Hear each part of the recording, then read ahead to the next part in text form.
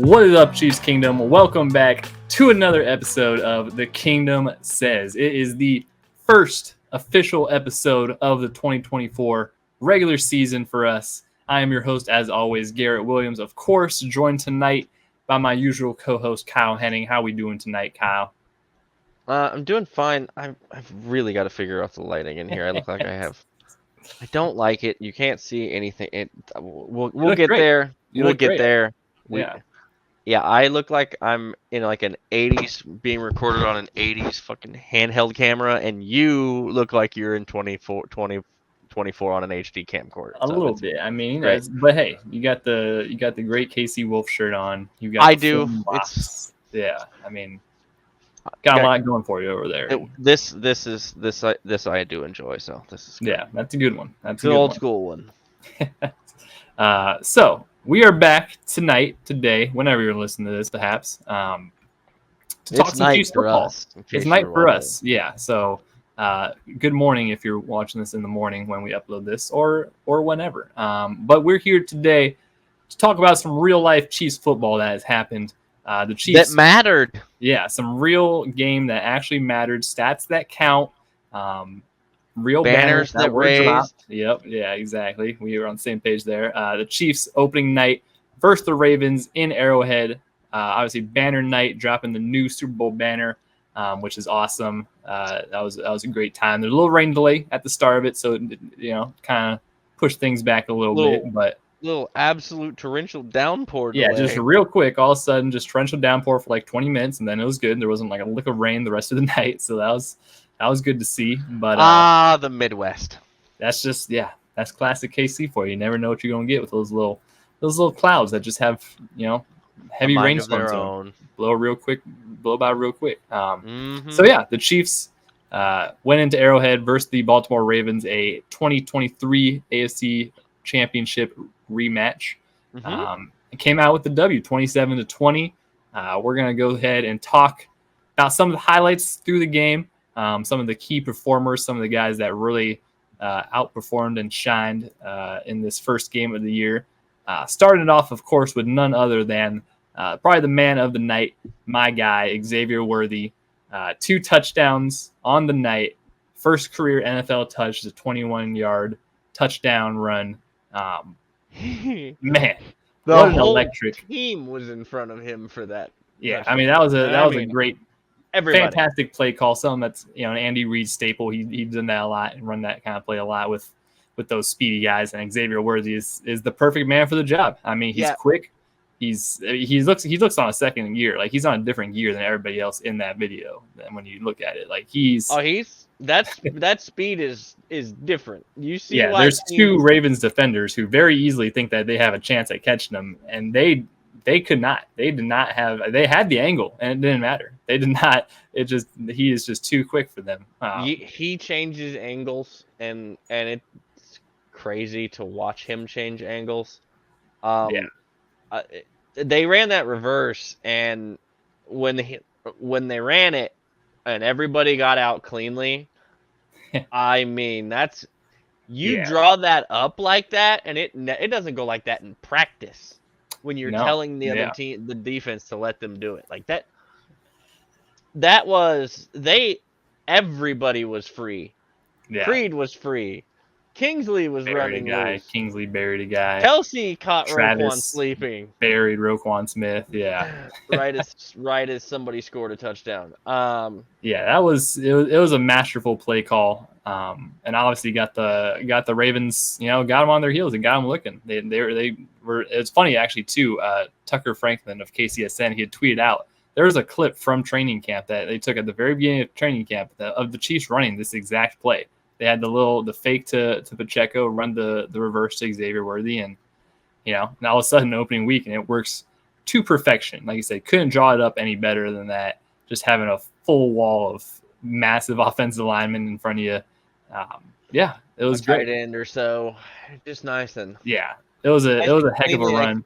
And then you go out and you get another touchdown. Yeah, later on in the game he beats Marlon Humphrey on it might have been a blown assignment potentially, but Marlon Humphrey definitely didn't think that he was getting out that quick, and all of a sudden he hesitated a moment too long, and Zay was gone. Yeah, he was gone. Found some open space and just walked in for his second touchdown of the night from Pat. Something happened. I'm not gonna try to tell you who. That's a new defensive coordinator in Baltimore. Yeah, That's some new pieces going on. Like I'm not going to tell you who made a mistake, but I'm fairly certain that the plan is not to let that dude run wide open down the sideline.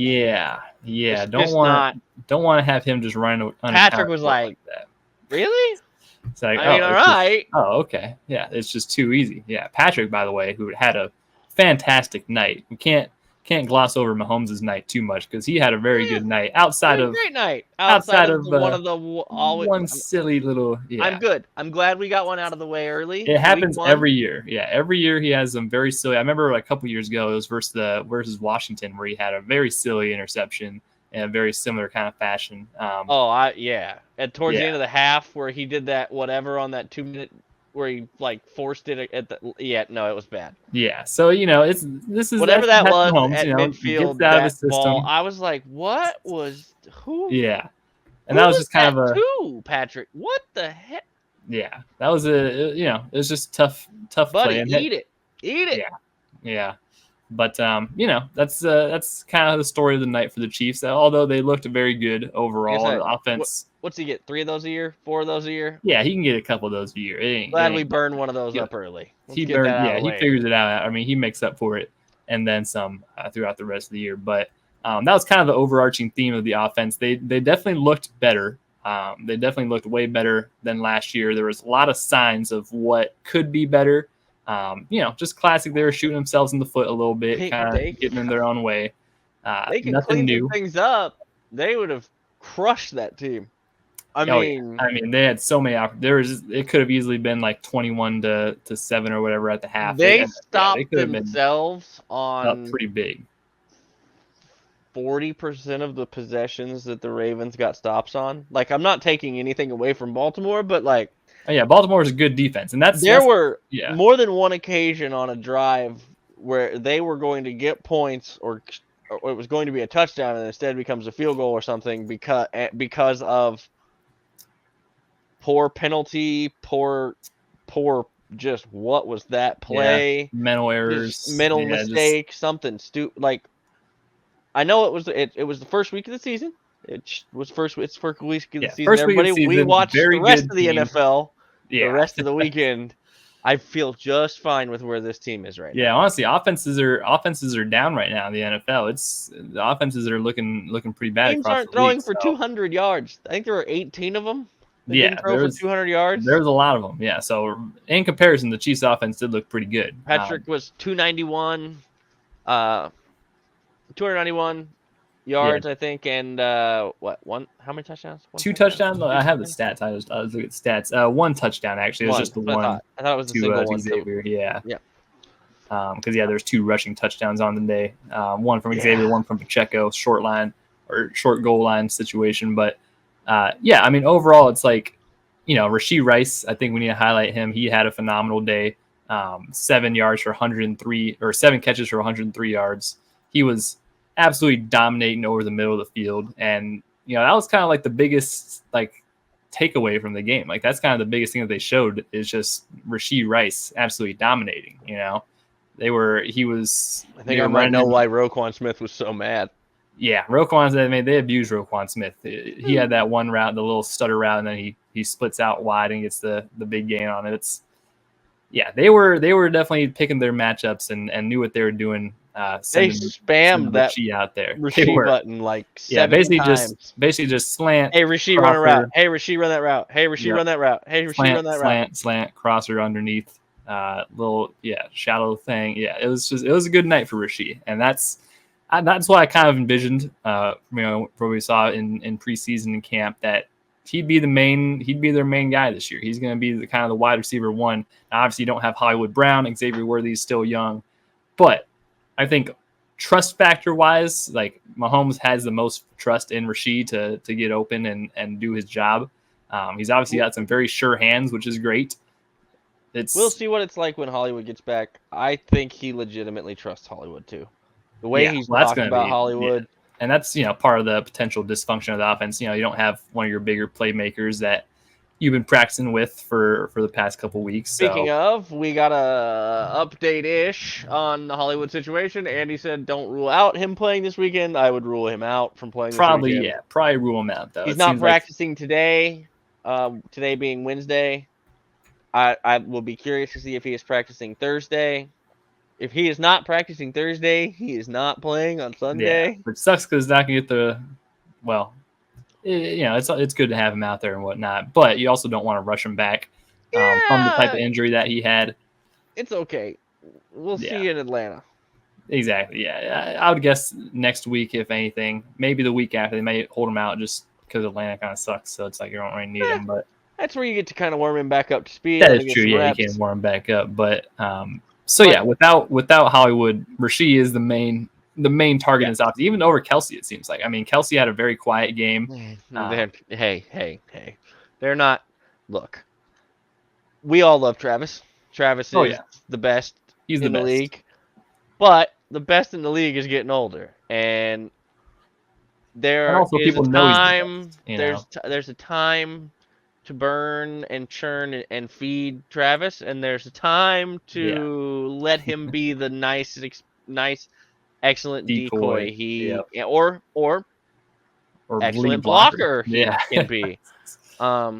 We're apparently in the mood of killing narratives and doing history things this year, so maybe Travis is going to spend some more time cleaning dudes out. Yeah, they said we'll show him. We'll show how you can block. We'll show how you can block this game. Also, he can still do things because Patrick Mahomes set a record this game, and they did it on a backyard scramble drill, schoolyard BS, Travis Kelce. Vintage Patrick Mahomes, Travis Kelce moment. Yeah, I mean, we've seen it 100 times and it never gets old. Patrick is in his... draws back, scrambles around. What year is he in, Garrett? Starting? This is year 7 for him now, or year 8? Yeah, I believe it's year 7 starting. I think it's his 8th in the league, if I'm not mistaken.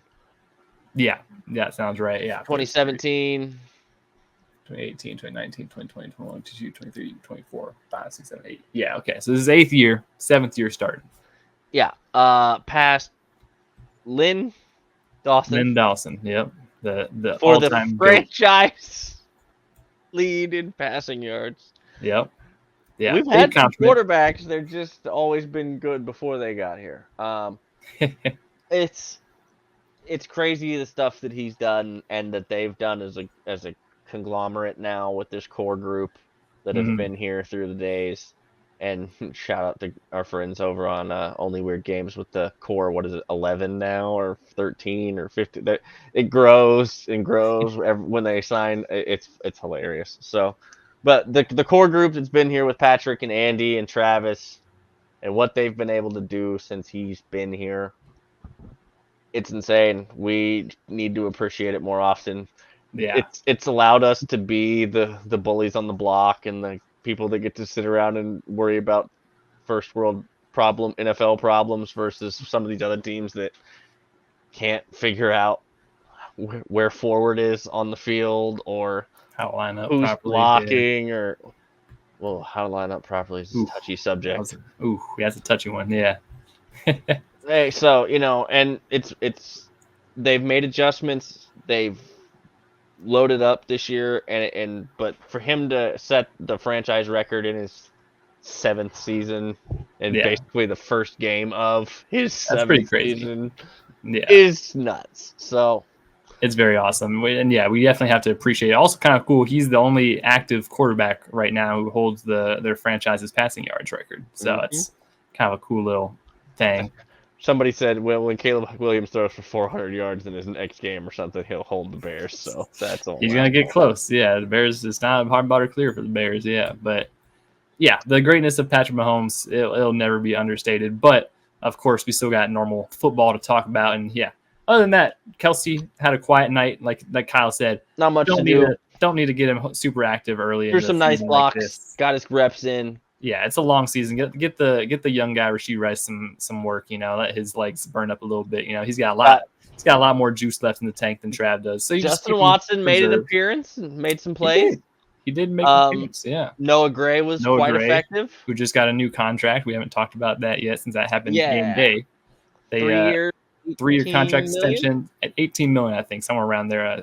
Maybe $14 million guaranteed, $10 million guaranteed with four I didn't more see the guarantee. I don't remember forget what the guarantee. Yeah, there's I think it's 10 with an extra kicker bonus at some point. So a good little payday for Noah Gray. Kind of an unexpected signing. I don't think many people necessarily saw it coming up right now. Give some more cap space for this year. Yeah, and it's just you're extending a good. He's Noah Gray's proved to be a solid tight end too. That can do a lot of Travis Kelce-esque stuff and some load off the big fella. Depending on how many years Trav has left, it could be a succession plan. They would like to take the load off of Travis. That is the Noah Gray contingent plan here. They have with Jared Wiley in the building. They have what they think are at least the two guys that they are for sure can help take some of the lifting off of Travis's plate. Yeah. Peyton shot, which we will get into in a little bit when we talk about the rest of that. I guess we should probably talk about it now. Yeah, I mean, I guess it's pretty fitting. Yeah, the Peyton Hendershot was in street clothes, but apparently Roquan is going to get with him later on a subject matter later. Yeah, so, right. Patrick out of bounds, and then so Roquan Smith has a late hit on Patrick, and then Peyton Hendershot, the newest tight end signing, who's on the 53-man, but is inactive for the game, who's in there on street clothes. He squared up with Roquan. He gave him a little push. Yeah, he was ready to fight for his QB, and he came out afterwards. And then Roquan proceeded to say after the game that he would see him later, and I just struggle to understand, buddy. You were in pads and a helmet, and he was in shorts and a t-shirt. Yeah. What exactly were you waiting for? An invitation? That was the time right there. I mean, that was the time. Yeah, So the Ravens. You a picture? The Ravens sure did a lot of talking. We're going to talk about that from Peyton Hendershot. Yeah. That's what you love to see. That's some old Cam Irving type stuff from back in the good stuff. Yeah, back in the day of the Cam Irving days from the tackle position. He was a tackle for the Chiefs. I won't say he was a good or great or even okay tackle for the Chiefs, but he would defend his players and teammates and quarterbacks and things of that nature. He was the defender and also the team motivator. And the backup dancer for many. But to see this, what they've kind of assembled in this tight end room, I think is to kind of help prolong Travis for as long as he'd like to go. So, but that said, like I said, we had Juju and the Noah Gray sightings. Juju had the one people calling it a drop. I mean, the defense gets paid two guys. He got hit at the goal line, the ground knocked it out. Like tough catch to try to make. Yeah. And then Samaje Perine, and that's a name I would pay attention to for what we're going to talk about here in about 20 minutes when we talk about the Bengals. I would pay attention for next week. They did some things with him out of the backfield, especially in the throwing the ball category, like almost threw him a touchdown pass. Yeah, that screen. I mean, oh no, the swing pass out the gate. He dropped that one. He had his hand. I was like, oh, that's how this game could have been a lot worse than it was with Perine and Pacheco. And there was a lot of those. Yeah, Pacheco had a little drop on a wheel route. Another tough catch. Juju, which again we're calling these drops, but it's like, God.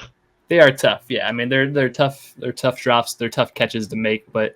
Just a couple things like that are what separate the Chiefs from having like 3 more touchdowns, basically, instead of having it as close as it was. But, Samaje Perine had a couple signings. Obviously, we didn't talk about Pacheco a whole lot. He had an okay day. He ran the ball. He got some good yardage on when he was needed. Effective. Wasn't really the big highlight of it. Didn't really need too much out of him, but he was effective. He 80% of the snaps.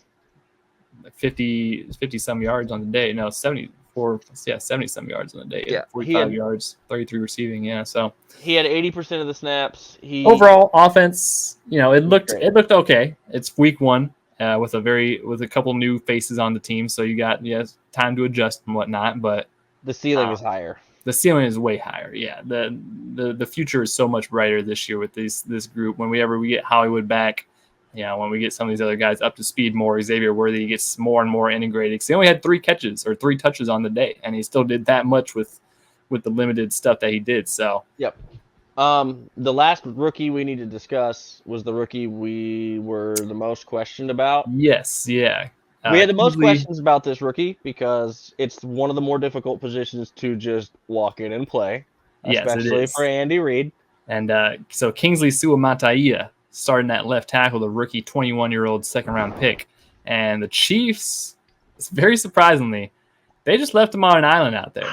They just left him out there.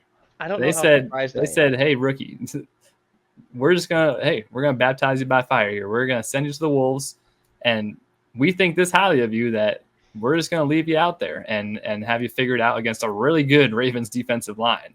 And it wasn't perfect. No, yeah, I mean, he is still a rookie.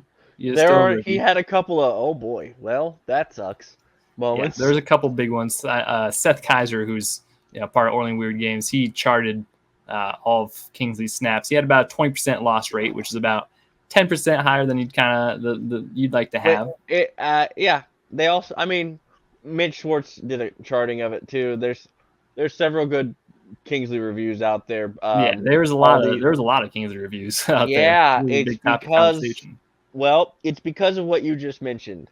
Andy Reid said, "Hey, young fella, I'm gonna let you figure this out on your own out here." Yeah, which is very not like Andy. And if Andy does that, as you mentioned, Andy trusts you. So it drew a lot of attention from guys who used to play for him, guys who were super big in the offensive line community, which Andy is big in the offensive line community because what was Andy? An offensive lineman. And old all-line coaches and offensive linemen at heart are offensive linemen forever. It's like a weird fraternity. It is what it is. But yeah, that was definitely my main takeaway from it. Is like the trust that this coaching staff has in him is crazy. I mean, Patrick also. And like going back to camp, it's like there was a little bit of a left tackle battle, and obviously Wanya got hurt a little bit, so it kind of threw a wrench in things. But like pretty early on, it just allowed them to not even have to pretend. Yeah, pretty early on, they were like, "Kingsley, you're gonna be the guy. You're gonna be the guy." And now it's like taking a step further, where not only did they think that highly of him, they're like treating him as if he's a veteran tackle out there and leaving him on an island one-on-one against a really good Ravens defensive line. Like it's. The Chiefs aren't dumb. We got to realize that Andy Reid and Andy Heck and the rest of that coaching staff and Brett Veach, they know what it takes to be a quality offensive tackle in this system. They've had plenty of different ones throughout the years, and to have the rookie go out and do that's and they've coached up some guys that maybe weren't so quality to be exactly at least suitable. While they probably saw him when he came in. He was like, oh, this is gonna be so easy. This is just going to be he's so good already, it just doesn't matter. But Kingsley, he's still a rookie, obviously, so he's going to have some growing, but really a really interesting first game from him that I'm excited to see how he grows. He has another tough one coming down the sled this week with the Bengals. We're going to talk about him more here in a little bit. So it ain't going to get easier for the rookie anytime soon. So we're going to see if the Chiefs adjust, if they maybe give him a little more help. I think we'll talk about it in the Bengals. We'll talk about it. But that's the offense for you. Defense, we've got some good notes. Obviously, whenever you go against the Lamar Jackson and that Ravens offense, Derrick Henry, who is now there, who didn't have that great of a night. I mean, he didn't have a super big night. But either way, that offense is one of the best in the league. You have Zay Flowers on the other side. Lot of talented dudes there. Derrick Henry never really does have a great day against Kansas City several that he's played again. Like it's pretty consistently the same thing. Yeah, I mean Lamar had a great day. Obviously, Lamar is going to get his. He's a scrambling nightmare. He's so hard to contain. But overall, I think the Chiefs defense held him to 20 points, which isn't too bad for a top offense like that. He had some really good performers. We're gonna break down some of the key performers on the defense. Most notably, and probably the MVP of the defense from this game, Leo Chenal. What a performance by the young guy, entering year 3 on this Chiefs defense, and he is just. I mean, the growth is like the chart of his growth has been crazy. Like how much he's been improving year to year. And week to week would have been fine too. Week to week, yeah. I mean, he grows so quick, and man, he was a lightning rod out there. The Chiefs were using him as a spy for Lamar a lot of the time, and they were lining him up everywhere. They were lining him up on D line, off the ball, wherever, and he was terrorizing that Ravens offense. He was definitely making his presence known all over the field. Yeah, his ability to do all of the things. He was spying Lamar is no fun. No fun at all. Nobody has very fun tough with that. task. Yeah, that was it was always something that I thought they would be able to use Willie Gay for that never really became a thing. Yeah, they never really did it though, which is weird. And instead they did it with Leo in this game, and he was fantastic. Yeah, they used their biggest linebacker, which is very ironic. Yeah.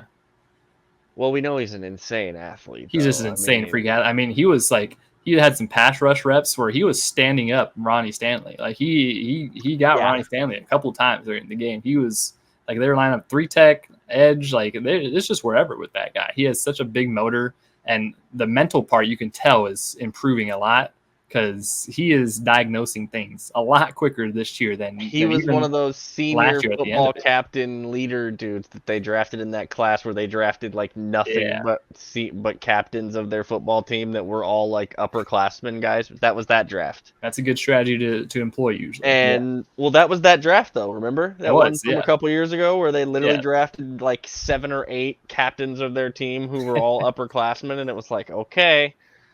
This is what they're after right now. Really impressive night from Leo. Obviously, the highlight of the linebacker room. You know, the other linebackers, Drew Tranquil didn't have too bad of a night. He wasn't. Drew was fine. He still wasn't really. They're not really using him on every snap still. I didn't look. What was his snap count?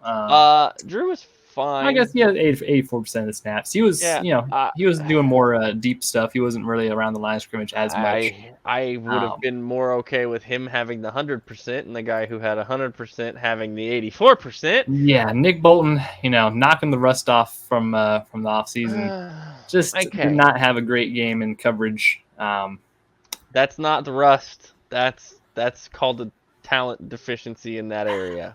Yeah, I don't want to cast him out too quickly this season. I'm not telling you he's bad. He just isn't good in coverage, which he hasn't been since college. This is something that we've known. This isn't new. Yeah, this has been the trend with Nick Bolton. It's just unfortunate this really hasn't taken that next step, in that. I'll give him credit. He recovered for whoever was supposed to be on him. I think him in the end zone to knock Likely out of bounds. Yeah, I mean, I think Likely actually beat Drew Tranquil on that play, and Nick Bolton was the one who knocks him out at the end. And that's great, but there are like 7 other plays in coverage where if you would have just made, I don't know, one of those, that play in the end zone never happens.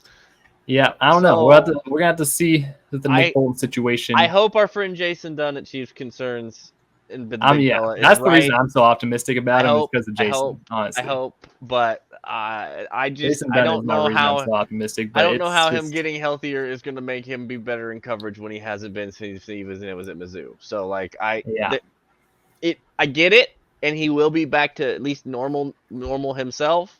Yeah, but.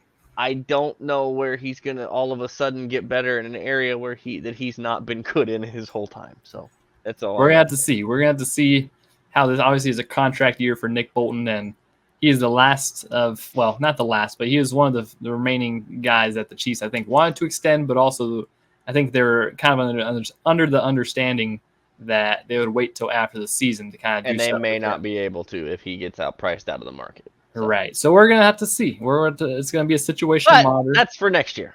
Yeah, exactly. That's going to be – but, hey, Leo Chenal, as long as he's still healthy in that linebacker room, that was a banner game for Leo Chenal on banner night. Yeah, he had a good night. Other guys who had a good night, Chris Jones, obviously, had a strip sack to the starting defensive line. Yeah, the whole starting defensive line had a really good night. George, Kershawn Wharton, George, they all had a really good day. Chris Mike Jones that's not a great matchup for Mike, but Mike held his own like he normally does. He's not going to excel in that matchup at all. But he's really fine in it. One of the surprises of the day was Kershawn Wharton. He had a really a good matchup for Turk. Yeah, that's a big boy that can move, man. I've been saying that for a long time. His comeback this year that's one of my favorite guys on this roster, and he has. Me too. Yeah, and seeing his comeback this year and his improvement so far. I mean, they've been raving about him all preseason that he's improving, and he showed it. He was. He's finally healthy. Yeah, he was wrecking that Ravens offensive line. And now, like we said, Lamar Jackson. If you put it this way, if Lamar Jackson isn't the quarterback for the Ravens, the Chiefs probably have like 5-6 sacks on the night. Like that's how much pressure that they were getting on Lamar. It's just Lamar can just. The Ravens had 3 new offensive linemen, and they did not look like they were having fun. Yeah, actually, so Rosengarten is the right tackle's name. Yeah, they sub him in from their other right tackle that they had playing. And the first play of his NFL career, he gets beat by Chris Jones for a strip sack. Yeah, but having your first play have Chris Jones walk over and go, nope, this one's mine, and then eat your lunch also doesn't help you much because, that's Chris well, that's going to be... Yeah, that's 95, who was just picking and choosing his matchups before the snap. Literally, man, he was walking up and down the line. He was just walking. He was just walking up like, all right, want that guy. I'm going to go right here. Yep, point to that guy, and that's my matchup. There was actually one time I was like, Chris, you waited too long. You have to make a decision by he was like still walking sideways during the snap, and I think he still got pressure on him at the end. Yes, he did but it threw off the rush of whoever he was moving over, and then it was, God dang you big bully. Defensive line, big bully, Chris. You're just walking around picking on whichever poor soul you want to snatch out of their body. That's some real alpha energy right there. Just that's some rude behavior stuff right there. So whole D line really good. And then they threw Justice Hill at him and said, "Good luck, son." Yeah, that was interesting. Give me your best effort. Last two snaps, they just threw a running back at him. I mean, it kind of worked, I guess. Because it probably isn't legal for Chris to just knee Justice in the mouth and step through him. Yeah, it's true. Justin can just fling his whole body at Chris and be like, here you go. Good luck getting by me. Well, I mean, like when you got like a little dog in front of you and you're trying to like get to something, get somebody there. Just you're trying to get by him. You don't want to like hurt the little dog. Like you can't. I can't just punt it like I would if I was really in a hurry or in a need to get to whatever I needed. Right. And that was there. Like that's just a wee. You're right. But you can't do that. And Chris, I think, was like, well, I can't just step on his face. I think they made that rule with Antonio Brown when he kicked that punter in the chest. I think they made that as a rule, yeah. Or no, that was not Pat McAfee. That was not Pat McAfee. He just juked Pat McAfee out of his shoes, I think. I think it was one of the Browns punters that AB Samurai kicked. Punter, and yes. But also the thing about that play, that ending sequence is that it's a goal line thing, and you kind of want to just play contain anyways because it's Lamar Jackson. So it's like worst case, he's probably going to end up just scrambling out. So you want to be prepared for that. But great showing from the D line, obviously, versus any other quarterback. I think they're going to have really a lot more stats and coming up this next week as Tank makes an appearance on the show. Tank. But especially coming up next week with the matchup that we have coming up. Bengals offensive line isn't looking a whole lot better. So they had some trouble. We'll get to it. We'll get to it. Yeah. But D-line, good night. Another group who had a pretty good night. One man in particular, of course, Mr. Trent McDuffie, who is just an absolute baller. We all know he's a baller. Trailing Zay Flowers pretty much the whole game. And shutting them down pretty solidly. Right. Zay got that one early. He did have one early. And they got up and they were jawing back and forth. And Trent turned and said something to him, and it was real short.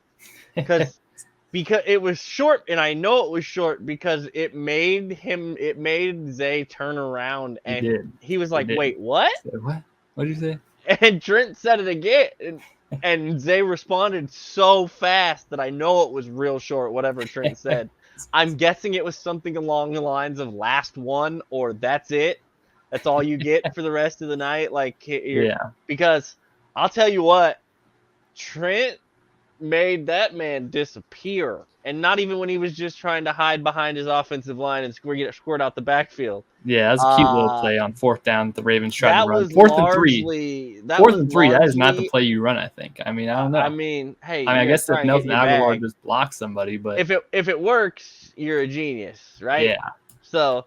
But yeah, 4th and 3 for those who don't remember. Yeah, have Zay Flowers like crouched down behind the defensive line, and Trent McDuffie just standing out there on the flat waiting for the play to start, probably thinking it's just a normal run play. And then he sees Zay Flowers coming out, and he said, oh, I'm just going to tackle you. Yeah, I'm going to stop you with only like a 1 yard gain. You need 3 yards to gain. Not the play, I think, to run, especially when you're targeting Trent McDuffie's side of the field.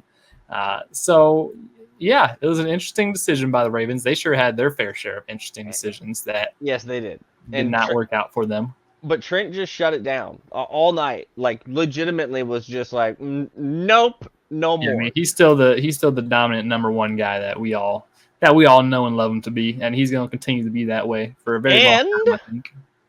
And on that same note, in the secondary, the guy that you and I both thought would be the number 2 guy eventually, that would kind of just end up being the number 2 guy, especially in this Ravens game, was Mr. Watson. Jalen Watson, he had a very good night, shutting down. Had an excellent evening. Yep, had a good PBU on Zay Flowers at one point.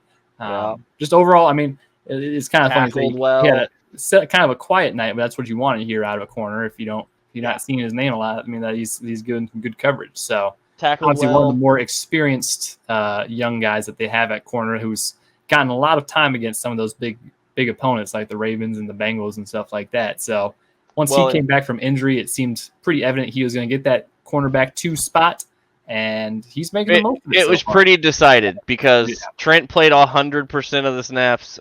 Mr. Watson played 77 of the 80 snaps for 96%.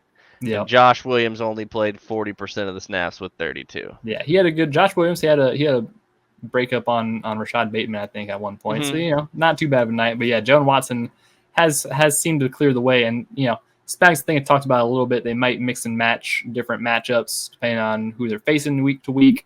But it seems like Jalen Watson, early leader in the clubhouse, to retain that cornerback 2 role.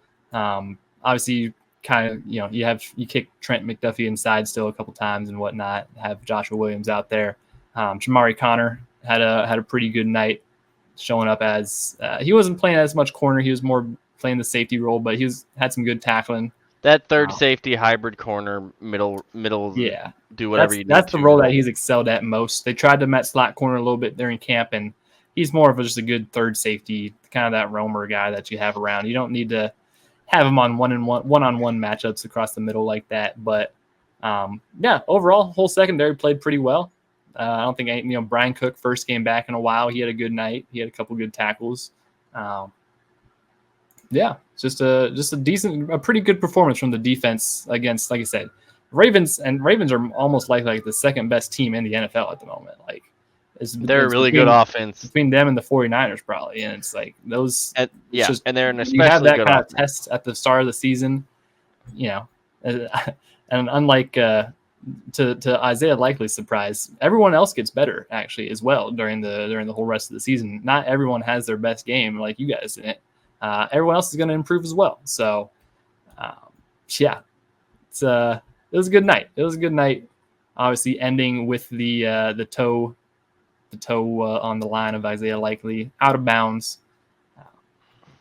And it was out of bounds. It was out of bounds. And white shoes, unfortunately, even though Mahomes recommended it, white shoes wouldn't have changed that.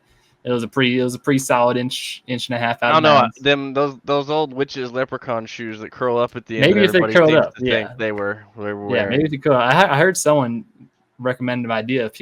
Guys should start painting the front of their cleats green. They should just get a little green tips on their cleats. So then, except I think the NFL has a rule against that. They probably do, but hey, make a wish. The My Cause My Cleats. Hey, a little 5-year-old designed this. I'm sorry. Well, my whole cleats would be green, bro. Yeah. Maybe hey, little man, my cause my cleats are blade of grass green. That's what I need.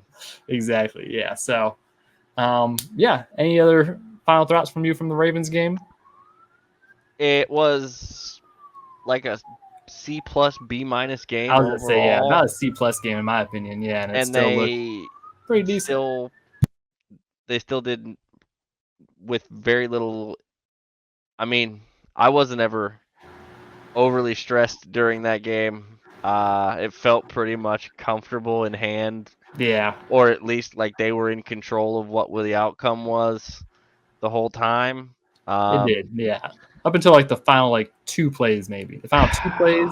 Yeah, that was a little. It was a little stressful, I mean, I still had a feeling they might get them. I still thought they would stop them on the 2-point conversion, just because I thought Baltimore would again try to get cute or something like they did with that 4th down play. That's true. Yeah. And I just Spags is like, okay, well, here's your cute. I'm gonna blitz you until you can't see straight, and here's your cute. That usually works out pretty well for Spags and the boys. So, and I'm gonna send it from 3 directions that you didn't think it was coming from, and then you're going to have 2 linemen playing coverage in the flat, but you missed a guy standing no one within 7 feet of him. Yep. So it's fine. So starting the season off 1-0. That's a lot better than starting. Had a nice banner night. Everybody showed up. Everybody played. Nobody got hurt. That was the biggest thing. Is there was no real injuries. Yeah. Health is going to be the main thing for this team for this season. I'm be real honest. I don't really care what seed they get. I don't care if it's the 1 seed. I don't care if it's the 6 seed. As long as it's a seed and it's in the playoffs. I would like the 1 seed though. Get a couple more. I'd like the bye if we could get it. Yeah. So the 1 seed would be nice, but at the same time, the most important thing for this team this year is to be healthy and peaking at the right time when they get towards that part. This is a nice first step. We move on to the next step. Yep, on to Cincinnati, as a famous coach once said after getting blown out by the Chiefs. That's a good transition. Yeah, so coming up this Sunday, the Chiefs once again are at home versus the Bengals coming in. It's the Bengals. This is a team we're very familiar with. We've played them very many times the past few years in high stakes situations, playoff games. It's a little bit different Bengals team than what we're used to, though. Is it? They're just as loud. A couple pieces.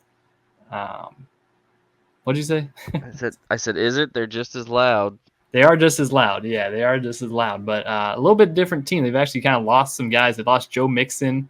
Lost Tyler Boyd. Had to get a couple new offensive linemen in there. It's a little bit weakened roster from what we've seen in the past potentially. T. Higgins, wide receiver for the Bengals, seems like he'll probably be out for the game. As per some reports, he didn't participate today.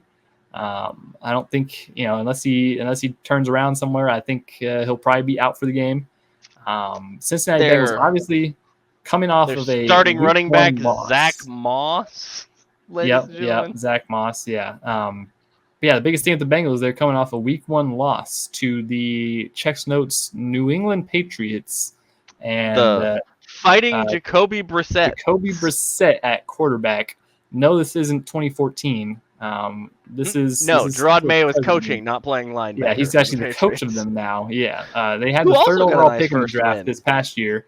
And now they just beat the Bengals on opening night at home. By the way, the Bengals were at home, I believe. Yeah, and it wasn't all that the Patriots won the game, and the Bengals were never really in the game. Bengals looked very dysfunctional. Let's just say that. They're Joe Burrow, recovering from that wrist injury that he had last year.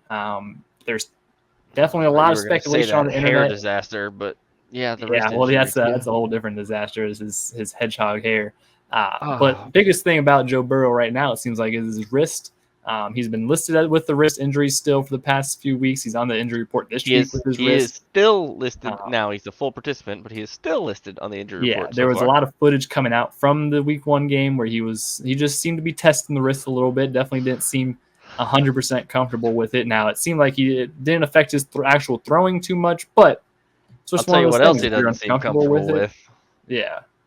He didn't seem comfortable with his offensive line. Yeah, exactly. His offensive line was leaving them out to their dry. I mean, the Patriots have a decent D-line, but not that decent. So it's, they were, the Ravens. Matthew Judon's not there anymore, correct? No, he left. They traded him away, and they still got to Joe B a couple times. So, that's going to be, we're going to see how the Bengals bounce back from that. Obviously, they just did not look very good.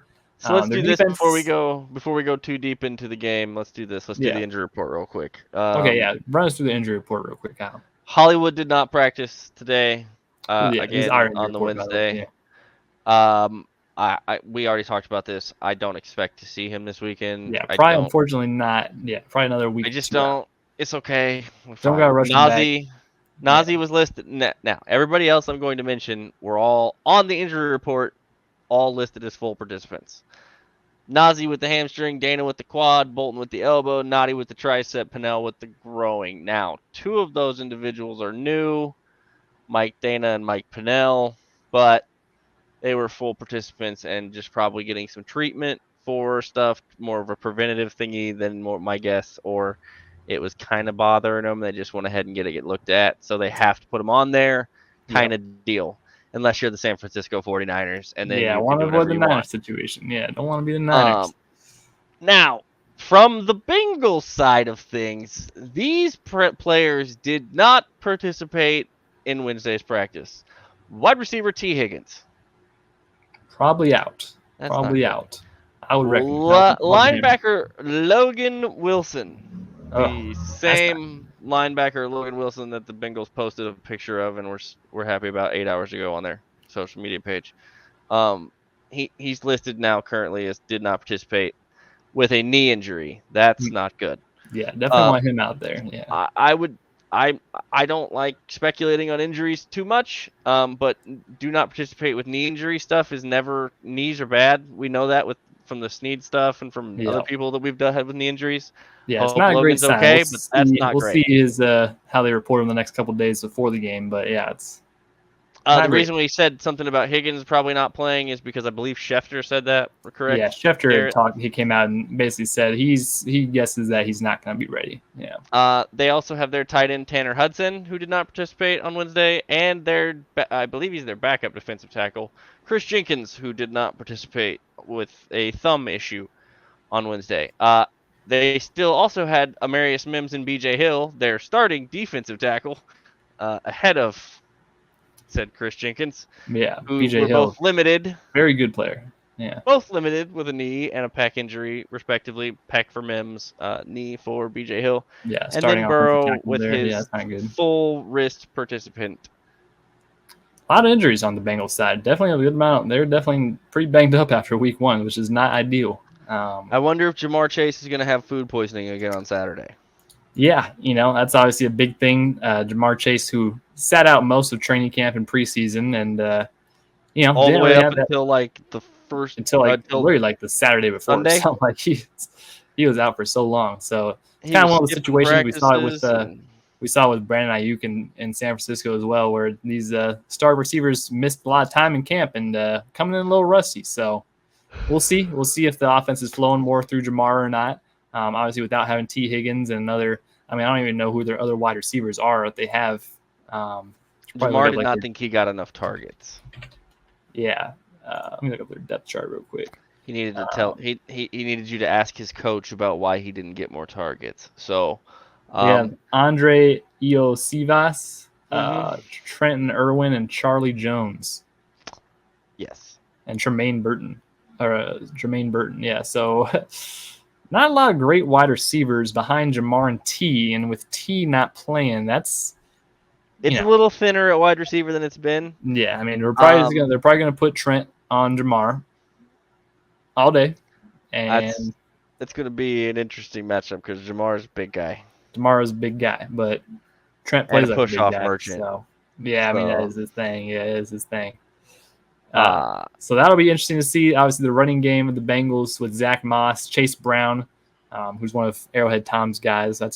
He's obviously a dog, but not having Joe Mixon back there, that's a big rushing guy. Big change. It's a big change. Getting Zach Moss from the Bills. I believe he's on the Bills, which is kind of a weird changeover just to come and lose to the Chiefs again in the AFC. Kind of a weird decision. Well, when they say starting running back, you say okay because they pay them. True. Yeah, they get a good paycheck, probably. Yeah, they got Mike Gesicki, who had a touchdown called back in week 1, and then a couple plays later they had a fumble turnover for going the other way at the goal line. So that's tough. And then their offensive line, who's definitely struggled. They have Orlando Brown Jr. still over there at left tackle. That's going to be a good matchup to see if. They put George out there versus him. They put FAU out there versus him. Get some speed out there because we know Orlando Brown can't handle speed. You want to rush Leo off the edge out there and just tell him to sprint send Leo out there. Send anyone really.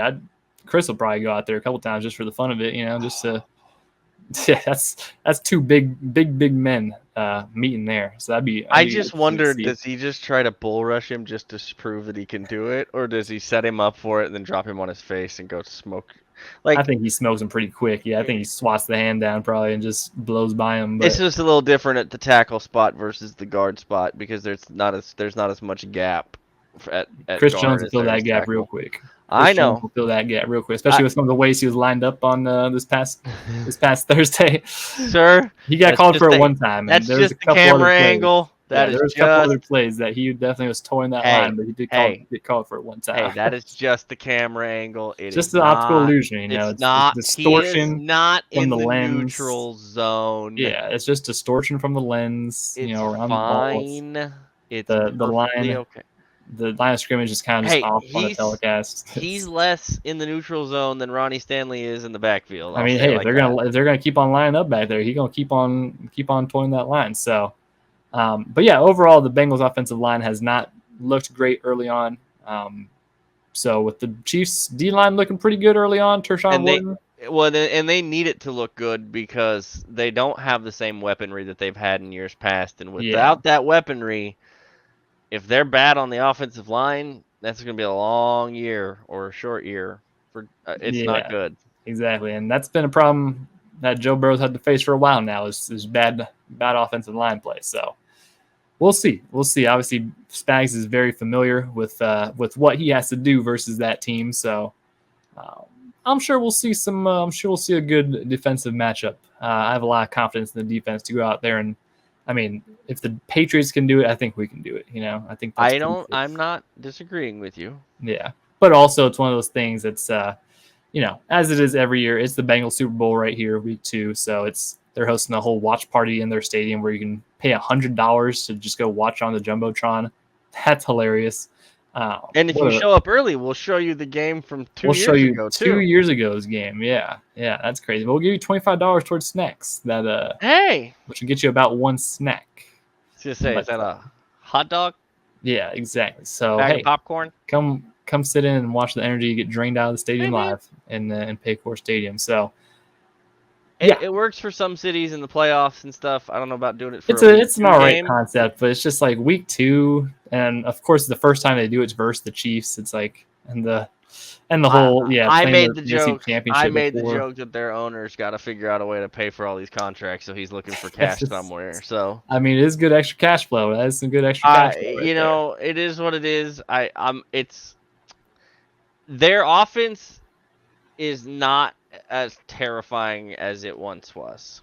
Especially early on in the season, they've definitely just don't seem to have figured it out quite yet. They always struggle early in the year. Yeah, and it's the NFL set this up for a reason because last year we were supposed to face a lot of these good teams late, and all their quarterbacks were hurt and whatnot. So it's kind of we were supposed to face the Bengals and Joe Burrow in like week 13. Instead, it was Jake Browning. So just one of those things. They get them set up early, but one team was just playing a couple months ago, and one team didn't even make the playoffs, so they're a little more rusty than the other one.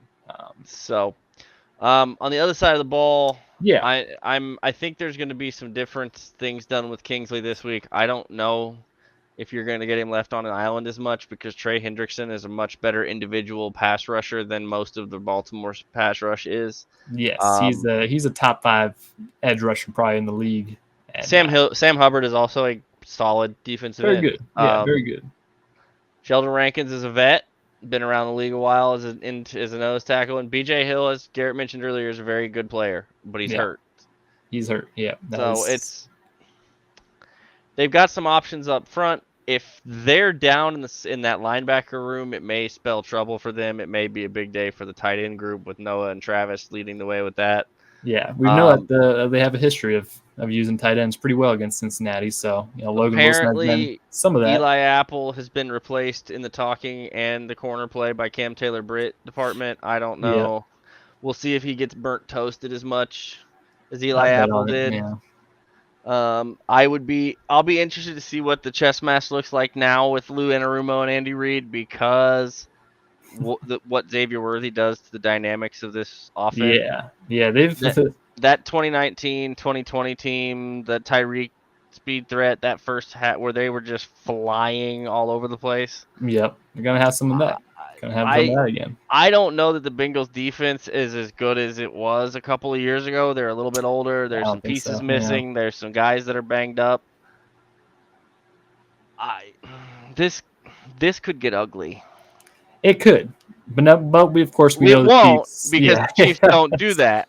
We know the Chiefs. It probably won't. It'll probably what be I'm saying close, is this game should be ugly. Yeah, I think once again I think it'll be one of those games that not as close as it looks on paper. On the paper score, the final score might be a little bit closer, but I'm pretty confident in the current state of both the teams right now. I think the Chiefs have a much better team. They're much more prepared.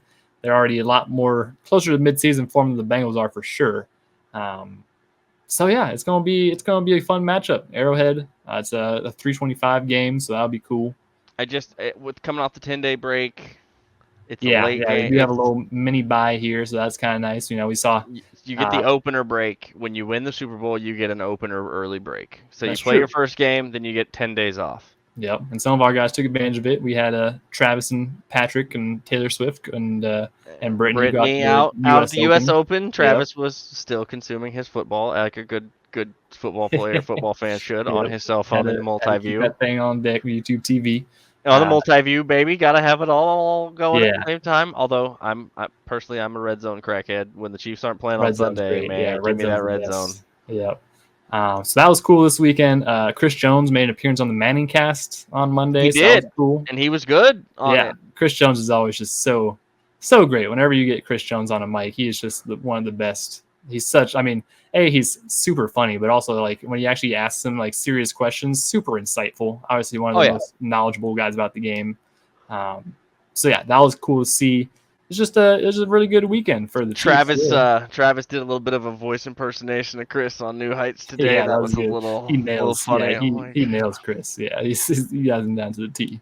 Really good weekend for the Chiefs. Obviously, the Bengals lost, the Raiders lost, Broncos lost, so that's all good.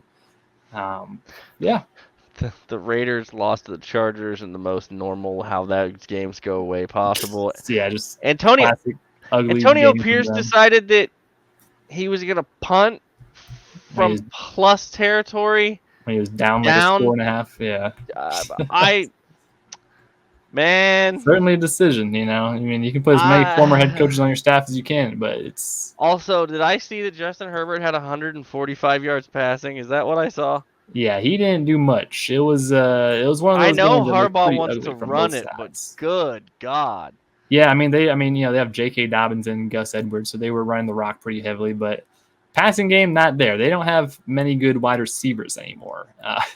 Their wide receivers are Josh Palmer, and he got in a fight. They're lucky they're not getting suspensions out of that game. Right. Yeah. Quentin Johnston, who still looks horrible. So yeah, they're not great. We do have to shout out the special teams of the Bengals. Ryan Refko hit one of the craziest punts we've seen in a while last week, and he was on the Chiefs roster. I didn't even realize that he was camp. Yeah.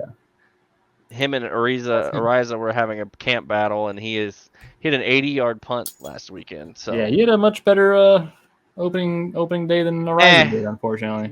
He was also punting from his own end zone and not from the other team's 48 like Andy did twice. Yeah, so, that was my main concern with Ariza. The finesse. He's got the leg and need the finesse. Still got to work on the finesse. I could care less what he does with the finesse. Do you hold the ball when we kick the extra point? Okay, good. That's the biggest thing. I don't care. You're right. Great extra points. Great night field goals. Like hold the ball where it goes. That's all I care about. I don't. Frankly, sir, if they cut your leg off and all you could do was hold the ball and they still called you the punter, I'd be fine with it because Andy would have to go for it then. Yeah, exactly. Like I don't care. And it's not anything against you, Mr. Ariza. I would have said that to the last 3 or 4 punters we had with Patrick if that was the case. Yeah, like Tommy had a good weekend. Tommy, that's awesome, buddy. Hey, Dustin, you're a legend, and you were the best player on our team for some years. Yeah. Because God, were we desperate for anything that was good. But hey, dark times. But now with the Patrick stuff, like if the punter literally was unable to punt the football, that would be best for me. If all he could, can we just designate him a holder and not the punter, so Andy doesn't think we have a punter? Is that an option? Yeah. Look. So I'm most interested this week, I guess, to watch the chess match between Andy and Anarumo. This is one of my favorite chess match matchups in the NFL from a scheme and two great minds perspective. Two very great minds. I just don't know that Lou's gonna have the tools in the toolbox this year, and if he doesn't, Andy's been waiting to tune up the band on this team for a little while now, and they keep talking They keep and talking. I don't. Cam Taylor-Britt. The Ravens did it. The Ravens are still talking Ravens are still whining, stuff, whining and it's crying. 6 days ago now.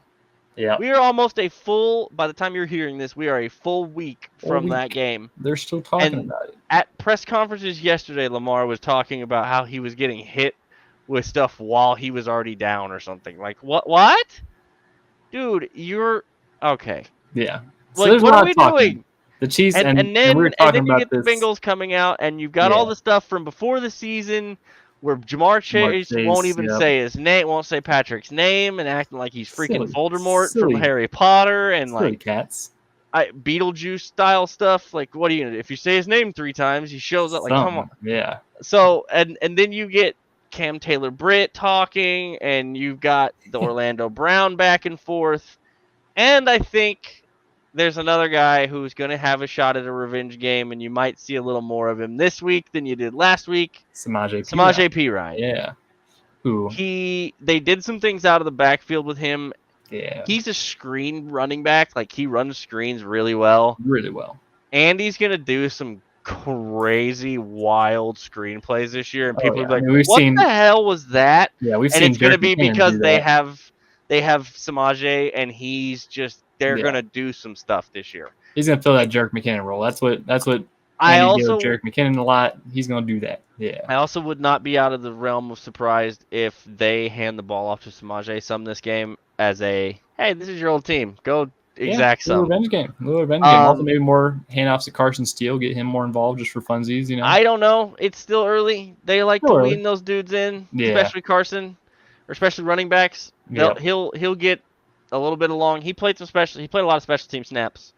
A lot of special teams work. He did. Yeah, that was good. Yeah, good so to see. He's getting in where he needs to be. It's gonna be a nice, slow, thought out, methodical upbringing for Carson Steele. They're not gonna wolf feed him like they don't need to. They don't have to. They have guys. They have people available. They're all good. So yeah. So it should be a fun game. What's your look forward to this week? Which side? My look forward to, as always, of course, it's Xavier Worthy. We're doing this every week. I might have to do it every week. I mean, someone else might. If he scores 2 touchdowns on 3 touches every week, listen, I'll allow it. Listen, we know Andy Reid doesn't do this with rookies typically. Like, obviously, Xavier Worthy is a different level. Did you see the list? 2 touchdowns right away. Did you see the list?